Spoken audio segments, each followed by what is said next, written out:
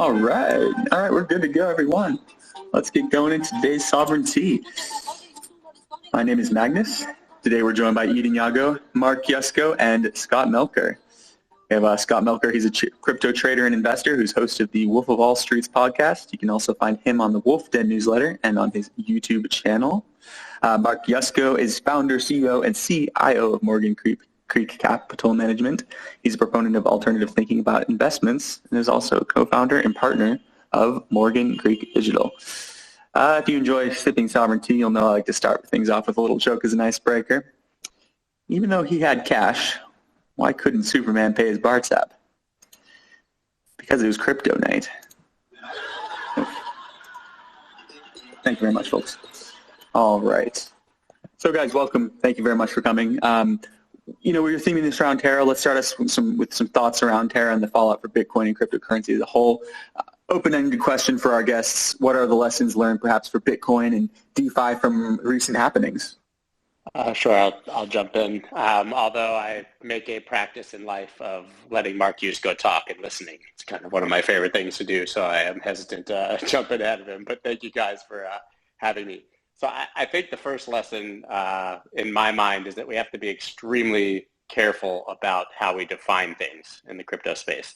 I often say that the term cryptocurrency itself is a huge misnomer and does tremendous damage, I think, to the space because most of the assets obviously have no intention of being currencies and aren't trying to be currencies. And I think that term obviously triggers an alert with regulators, governments, because they obviously see you as a threat rather than perhaps a technological solution to a problem or something else like that.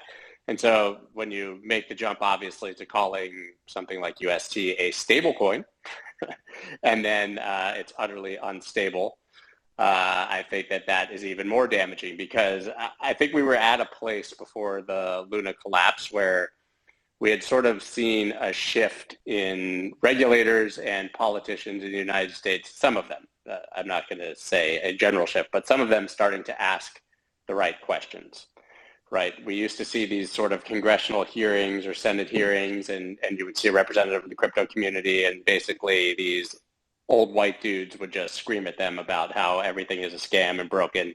And then we sort of had this shift where, SBF famously showed up with his shoes tied wrong. And it seemed like they were actually asking legitimate questions. They wanted to understand the asset. I think they're probably getting some pressure from their constituents saying, hey, listen, I need to know what your opinion is on crypto because we're a established voting bloc in the United States. I'm speaking specifically about the United States at this point. And, we were just getting them to start to do the work on even understanding the space in general, right? Trying to get them to respect it as an asset, to have an opinion, hopefully a positive opinion. And now we have to expect them to be able to make the differentiation between an algorithmic stablecoin and a fully backed and collateralized stablecoin. And that's a jump that most of them are just not going to make, right? They see the term stablecoin, they see that it was a collapse, they call it a bank run, that's something that they understand, and they start screaming from high places about regulation. So listen, I think the community in general, I think the crypto space itself, I think we've frankly moved past it, right? Just another blip in the radar, another obstacle, another road bump. The question now will be how much work do we need to do on regulators and the government to make sure that this doesn't give them the fuel and ammunition they need to take a heavy-handed approach. I mean, that's generally, for me, there's a million other lessons. I'd love to hear other people's opinions, but to me, that's a major, major, unfortunate self-inflicted wound that we didn't need, and some of that comes literally down to just the language we use to describe things. Yeah, look, I couldn't agree more. And, I think what's really interesting about these things is experience comes from bad decisions, right? And now we have some bad experiences to go along with lots of good experiences, and you have to step back and analyze. One of my favorite quotes in investing from a buddy of mine, Bill Duhamel, runs a firm called Route One Capital, and he said, with every investment we get richer or wiser, never both. And it's absolutely true. When you make money, You don't analyze how you did it. I'm so freaking smart. How awesome am I? It was so easy. When you lose money or lose a lot of money, you actually, take a look and you try to see what happened and why did it happen.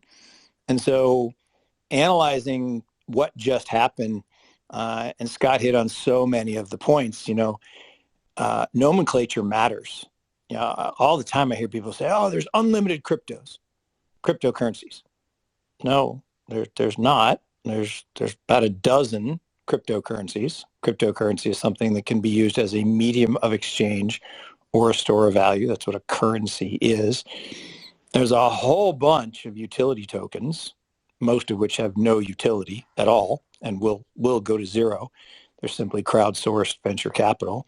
And remember, pre-seed stage venture capital has a loss ratio in the high 90s. So shouldn't be a surprise. Now, the things that don't go to zero make a lot of money. I mean, change the world. But most of those pre-seed stage venture capital deals do go to zero. And the problem with tokens and ICOs and all the nonsense that happened post 2017 and the stuff that still exists today, kind of in that Walking Dead, is with a company, you actually own something in many cases, right? You own equity, you own debt, you own a share of cash flows. With many, many, many of those tokens, don't call them cryptocurrencies, with many of those tokens, you had no rights, right? You had no claim on cash flows, you had no equity, you had no nothing.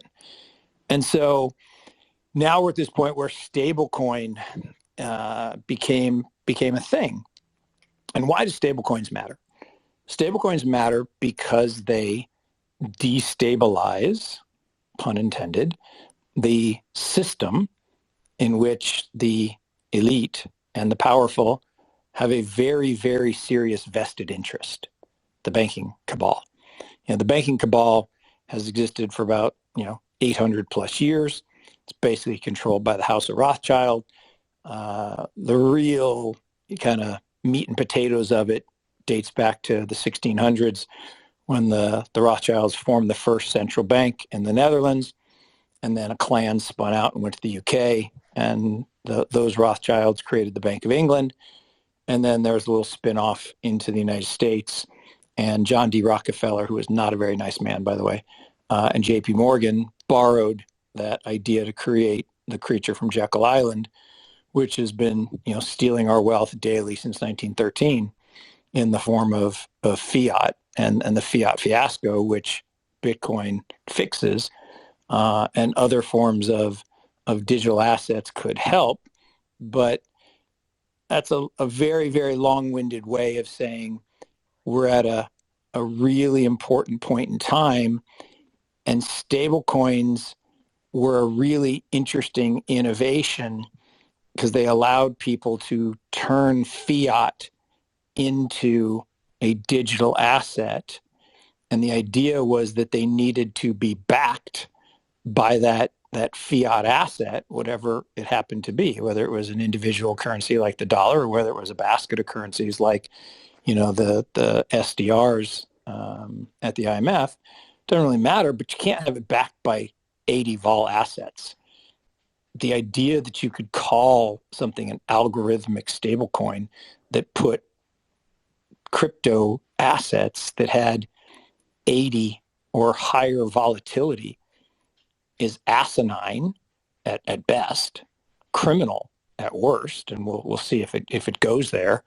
I like to believe, and someone could disabuse me of this maybe even on this call, I actually like to believe that the founders weren't malintended, that they really were trying to create something new and innovative and really thought they were doing something good. I don't want to believe that it was all just a scam, and I'll liken it to something that I tell a story on a family member, and I won't name names, but called me one day and said, "Hey, they stole my Bitcoin." I'm like, "What are you talking about?" He says, "Well, I was at BitMEX and I stopped." Okay, just stop. So what you're telling me is you levered up an 80 vol asset and you got a margin call. You didn't hit the call and they seize the collateral. No, they stole my Bitcoin. Like, no, you're an idiot, and you levered up an 80 vol asset and you lost your Bitcoin. And someone pointed out to me that they believe there are companies that their plan, their business model is to lure unsophisticated investors in with the promise of riches to get them to lever up so they can seize the collateral. I'm like, shit, that's definitely possible. So I'm hopeful that that wasn't the case with Terra, but we at least have to ask that question, as uncomfortable as it is, and I'm not accusing anybody of anything, but we have to ask that question. So I think that there's an agency problem here. And to the question that Mark's asking, did they do it intentionally or not? I mean, there's no doubt in my mind that it was intentional, but the question is, what was intentional? And the intentionality here was a willingness to take extreme risks, which they knew what the risks were. Everyone knew. Do Kwon was arguing and shutting down anyone on Twitter who tried to raise the risks. But they did it as part of a race to the bottom. Why did Anchor start offering 20% interest? Because other protocols were offering 10% interest, and you needed to attract capital. And the idea was get big enough so that you become too big to fail, and you become institutionalized in the crypto space. And so that was the race, and the race was to attract capital. And whenever you have a system where there is a trade-off between risk and return, in the short term, it always looks like a genius move to increase risk and juice returns. And we see every single financial cycle. In fact, every single financial cycle is the result of this type of race to the bottom. And so I think it's worthwhile coming back to how this whole thing started 13 years ago, which is with the introduction of Bitcoin. And Bitcoin introduced the idea of sound money, reintroduced the idea of sound money in a digital form.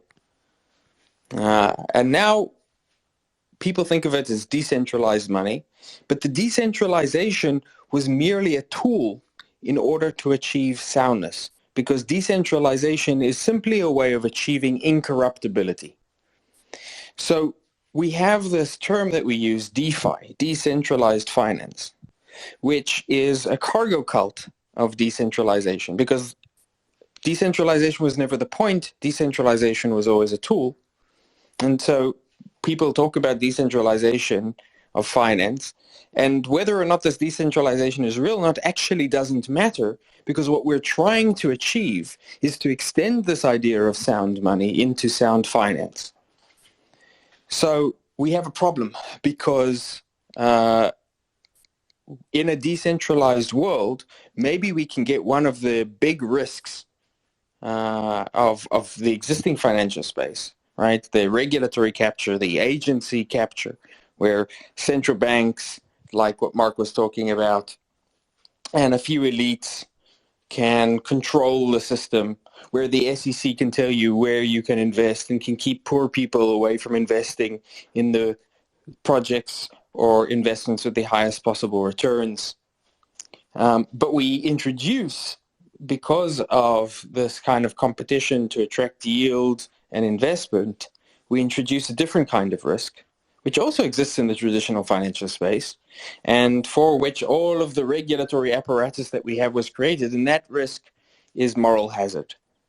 And moral hazard basically means the ability for one group of people to offload risk onto another group of people, to see the upside privately and to socialize the downside. And if you think about what Do Kwon was attempting to do, he was attempting to privatize the upside and socialize the downside. And he managed. He took down the entire crypto space with him. And now he's starting a new project, right? That is the essence of privatizing upside, socializing downside. And so the real challenge that I think we have is how do we extend the idea of sound money into the realm of sound finance? And here I'm going to shill Sovryn, because I think right now, perhaps not surprisingly, the only project that is focused on building on the principles of Bitcoin when it comes to DeFi is, I think, also the only project which is focused on generating a sound financial system. And Sovryn does this in a number of ways, but one of the core ways that it does this is by being a self-regulatory system, right? So if you think about Terra, if you think about Solana, Ethereum, Avalanche, Polygon, all of these different ecosystems, they've all been playing exactly the same playbook of trying to ramp up risk in order to pull in mercenary capital and liquidity providers. And Sovryn has taken a very different approach. We have decided that you can't allow just any stablecoin into the system. And even those stablecoins that are allowed into the system are aggregated and insured. That's a self-regulatory measure.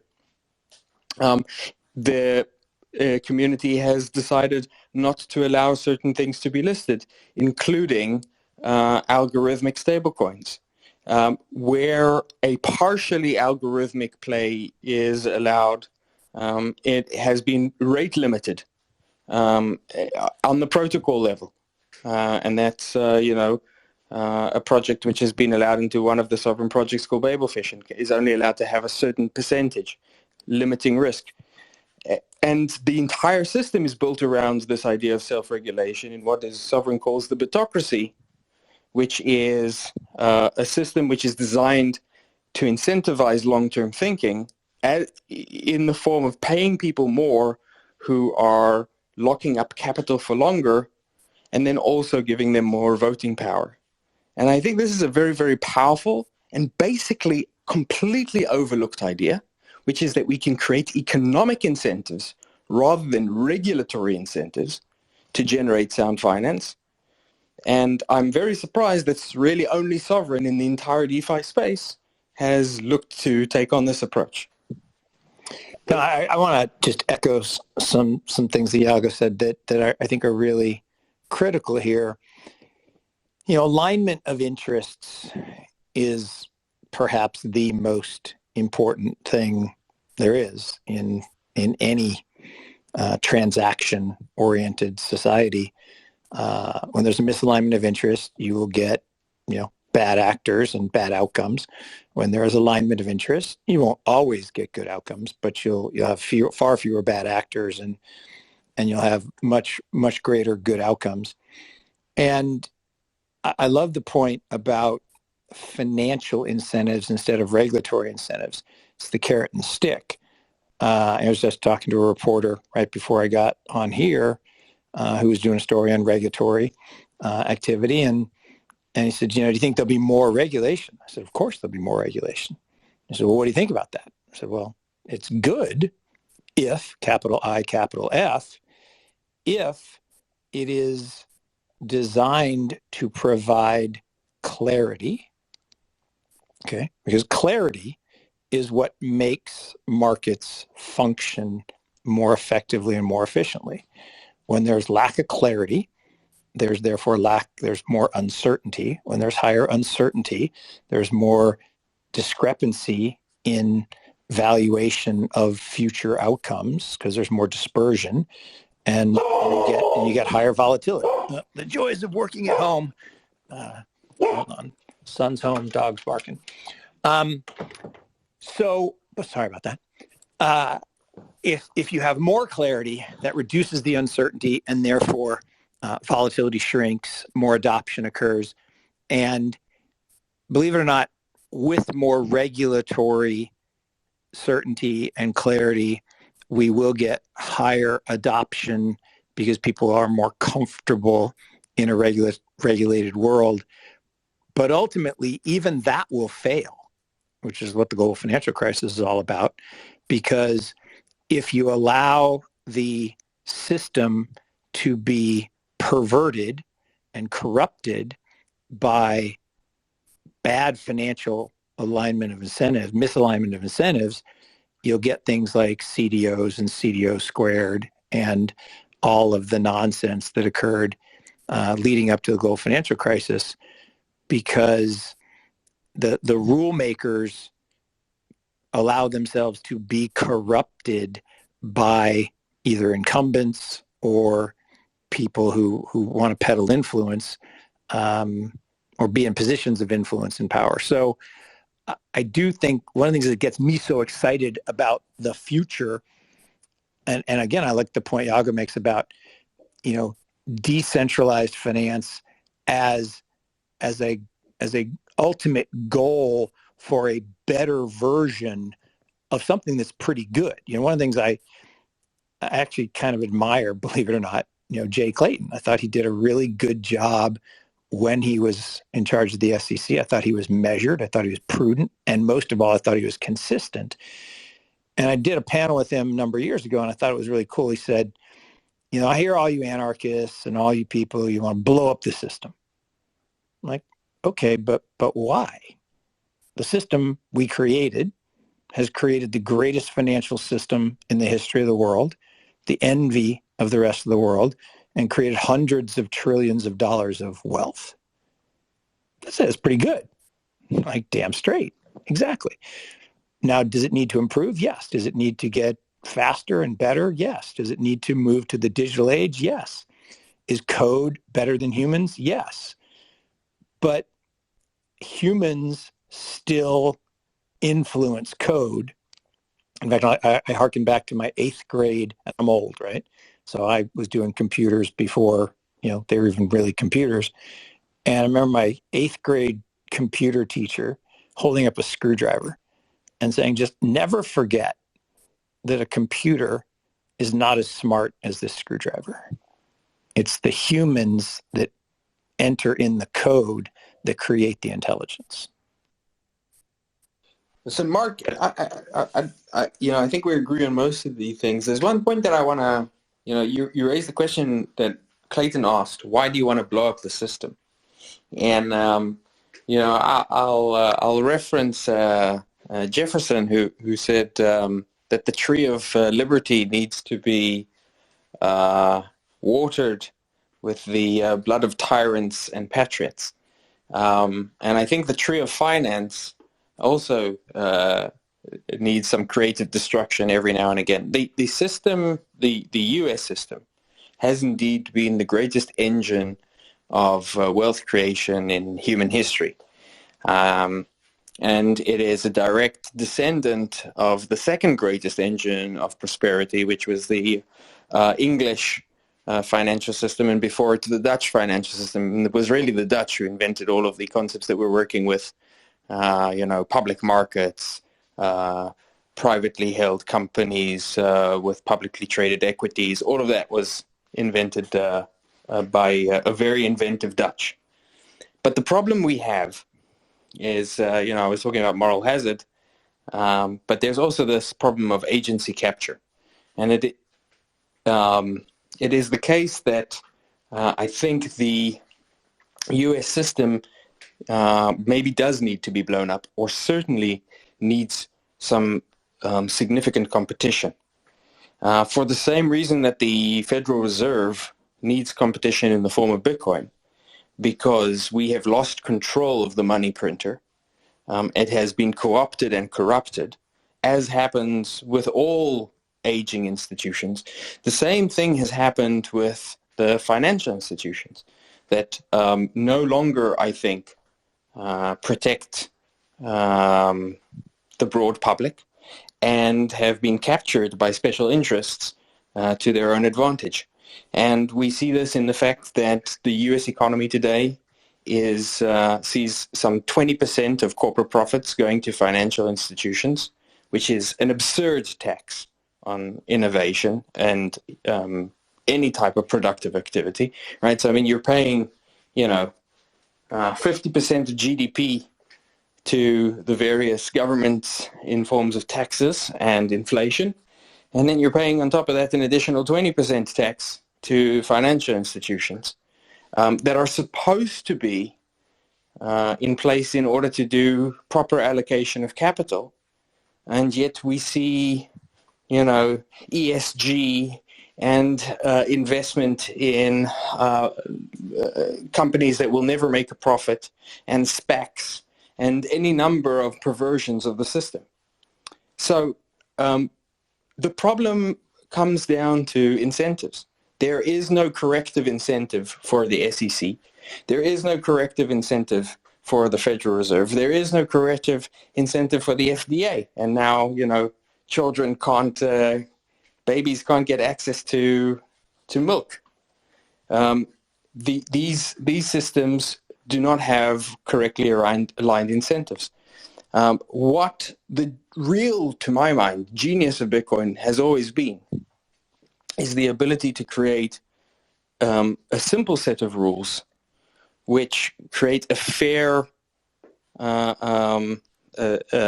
monetary system by incentivizing even those who are competing with each other or who are enemies to play by the rules. And it does so in the form of economic incentives.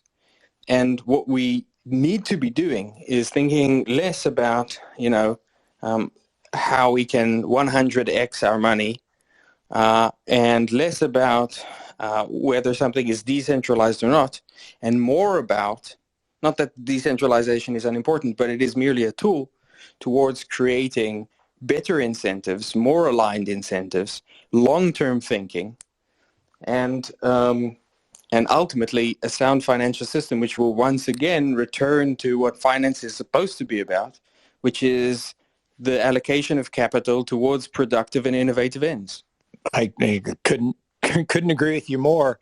And I again love the summary. Most people have little to no idea, right? Why do we call a dollar a dollar? Well, it's because it came from the Dutch, the dollar. And why do we have the Fed? Well, because we took the model from the Bank of England, which took from the model from the Dutch National Bank, and it has been tightly controlled by this banking cabal. And poor Rudy Havenstein, sacrificed his Twitter life for this end the Fed crusade that I am a staunch believer in. The Fed has done far more damage over the century plus that it's been around than good. It was never designed to do good. We all know the joke, right? It's neither federal, nor does it have any reserves. It's not a government agency. It's owned by a bunch of banks. It's private, and it has no reserves, right? It is literally bankrupt. But again, I love your quote from TJ. I think Jefferson was a man far of his time. His other quote that's amazing is if the Americans ever cede the creation of money to banks and corporations, they'll find their grandchildren waking up penniless and homeless on the land that their forefathers conquered, first through inflation, then through deflation. And that's where we are today. We are suffering this massive monetary debasement. Everybody calls it inflation. It has nothing to do with inflation. Inflation is caused by excess demand, limited supply. That is not what just happened. We have massive supply of dollars that were printed out of thin air, not just by the U.S. Fed, but by the ECB, the Bank of Japan, Bank of England, Bank of Canada, and that flood of paper has created a spiral of epic proportions in everything globally, and is likely to lead to the extension of the 90-year cycle. 1840s, we had a depression. 1930s, we had a depression. We're likely entering a depression today. How do we fight back? Well, first, you opt out with a portion of your wealth. Some would say, well, why not all of it? Well, so long as we live in the societies in which we choose to live, where we have to interact in those fiat currencies and nation states still exist, probably going to be problematic to try to do everything in Bitcoin or any other cryptocurrency for that matter. So over time, I believe in the Murray Stahl, who speaks elegantly on this, that, it's not just gold equivalents that we're after. It's replacement of, reverse Gresham's law, that good money will eventually crowd out bad, and that we will have total M2 globally, $100 trillion, will be Bitcoin. Now, that's not going to happen overnight. And anyone who, to your point, is thinking about the 100X from here, stop thinking about it and really start thinking more about how do we build the systems to support this transition in an orderly fashion, in a way that doesn't antagonize the current system, which now holds all the power, that they attempt to do what they did in the 30s, by shutting down gold, confiscating people's gold, making it illegal. One of my favorite little things is most people don't know that, there's a reason Satoshi Nakamoto's birthday is 4575. 4533 made gold illegal. 1975 made it legal again. So nothing by accident in this ecosystem. The release of it during the global financial crisis, Chancellor, Genesis Block having the Chancellor bailing out the banks, none of that is by accident. So I do think we need to be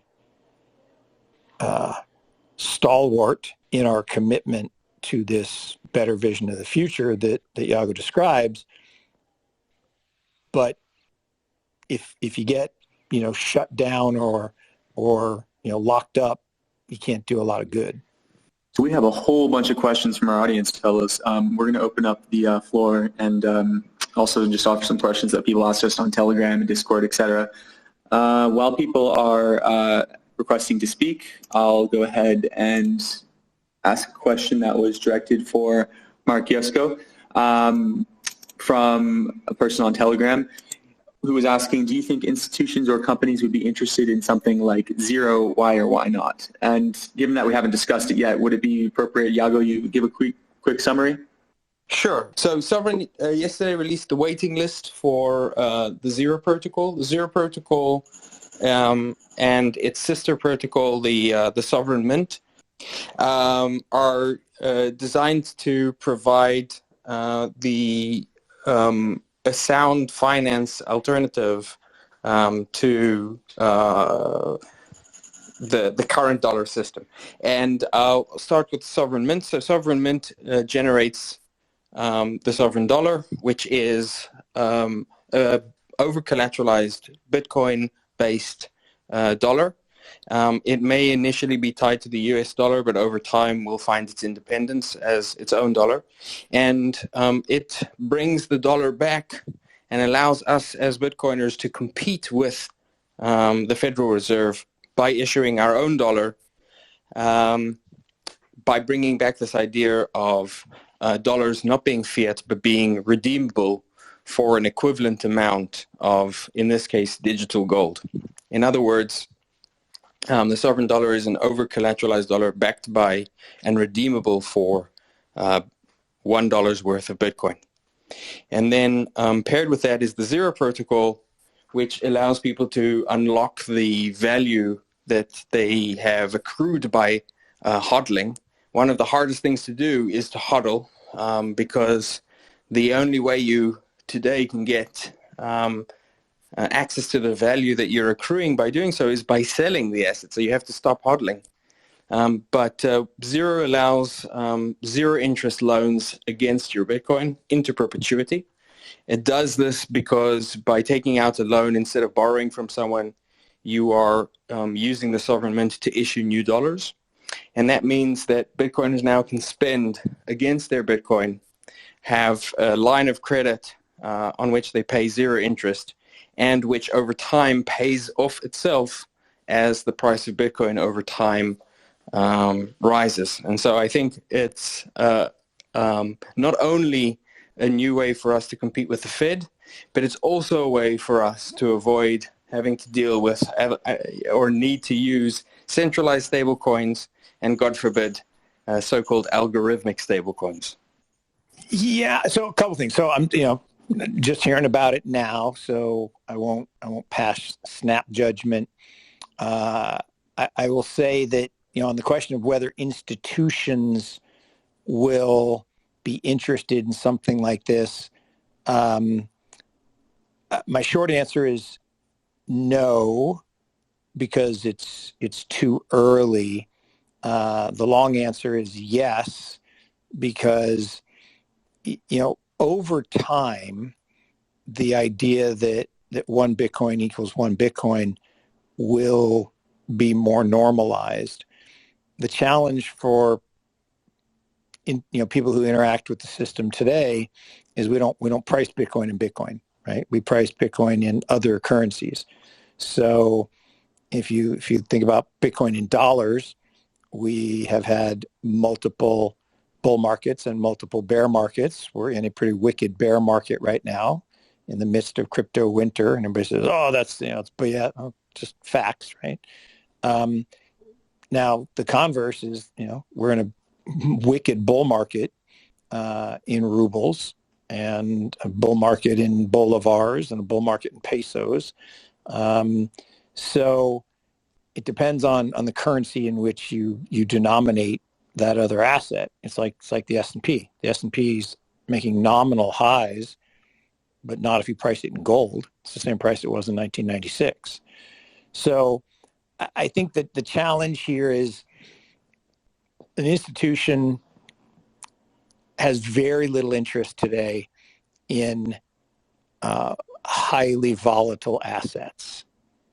So the idea that they could, buy an asset that they could wake up and it'd be worth 20% less in the currency they still function in, like dollars or yen or euro, probably not going to be very interesting. Over the long term, as that volatility shrinks, as we get closer to the ultimate cap, is it, there's more users, 140 million today, billion for at some point, 2 billion, 3 billion, then maybe.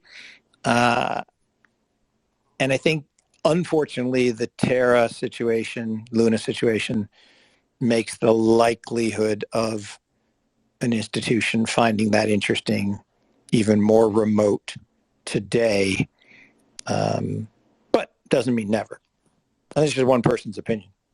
So I'd like to come back to that later, but I think we should let some people ask their questions. But if we have a pause, I'd like to express why I think we're more likely to see institutions using things like Bitcoin-backed stablecoins in the near future. Okay, so Uday, you had the floor. You can go ahead and speak. Unmute yourself. I think you asked if the target for the current bear market was $7,500, and I think that all of us who are speaking here will agree that our crystal balls are broken and we have no idea. Yeah, look, Menard, I mean, maybe he's the one who threw that number out. I think he said 8,000. 8,000. Yeah, and to Scott's point, I learned a long time ago, a good economist says what or when, never together. So, I have a pretty strong view on this, that an $8,000 price or a $7,500 price for Bitcoin is a fairly remote, although non-zero, probability. The reason I say it's remote is if you look at the history of the network, the fundamentals have grown every year. What do I mean by fundamentals? Number of wallets, number of transactions, hash rate, all the things that we can look at, and they have fluctuation up and down, but in general, they grow over time. In 12 of the 14 years that Bitcoin network has been in operation, the low for the year was higher than the previous year's low. 2015 broke that, and then this year broke it again when we touched 26 briefly. So I think the likelihood of a massive collapse is pretty low. I will say and I talked about this earlier on a show this afternoon, that there are two things that concern me a little, not a lot, but a little. One is tied to the fact that 65% of all the Bitcoin have not moved in the last 12 months. And that's a good thing. But the bad part of that is that means that the free float of the network is very small. And therefore it can be moved and or manipulated much more easily. And if you look at how, and I think where Menard is getting his number, if you go back to August of 2020, when the bull market started, we went from 8,000 up to about 11,000, fell back to 10,000, and then shot right up to 60,000. And there's very little support or resistance between, depending on which way you're looking, between 10,000 and 30,000. And so that 30,000 number is a really, really important number. And the fact that we violated it, and the fact that we violated the, 12 out of 13 years higher lows is a little bit disconcerting. Now, the last piece I'll offer is if you remember crypto winter 2018, we were all not surprised that prices fell from 20,000, which was well above fair value of the network, in December 17, down all the way to 10,000 and then below. We had the problem of no institutional custody, no approved third-party custodians, all kinds of reasons why it was going to be tough. And then it settled at 6,000 in the summer, and everyone's like, "Ooh, okay, so bear market's over, going to the moon." And then in November of 18, like bam. And you look at that chart, it was a classic descending triangle. 6,000 was the floor. And there are only two things when you're in a descending triangle, only two things can happen. Either you break out to the upside and, the new bull market starts, or you get an air gap collapse. And that's what we got. We were at to 3,200.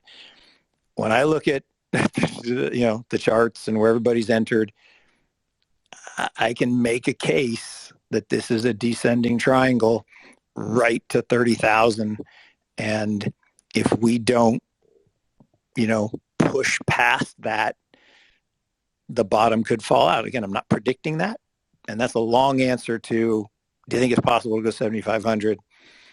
Anything is possible. I think it's a low probability event, super low probability, but non-zero. I just a quick follow-up question. We've never seen Bitcoin perform in a recession or a global recession, which seems more and more likely, and we may already be in one. So, Scott and Mark, I'm curious how you guys think about Bitcoin in that kind of environment. I can say that we haven't seen it in a recession per se, but we do have some historical context for what happens when markets collectively bottom. Obviously, March 2020 and COVID was a bit of a black swan, understatement. But I think we saw that Bitcoin bottomed. Listen, we can call it 6,000. It went to 3,800 overnight, was back obviously up 12 hours later. And we know that the tail end of that was BitMEX's liquidation engine inefficiently firing into an empty order book. But either way, we saw a major collapse March 12, 2020. 10 days later, 11 days later, the stock market bottomed, and we can look at what happened after that. Bitcoin went up 17 times to 69,000, and the much celebrated stock market, bull market doubled, right? So I honestly believe that that's happening.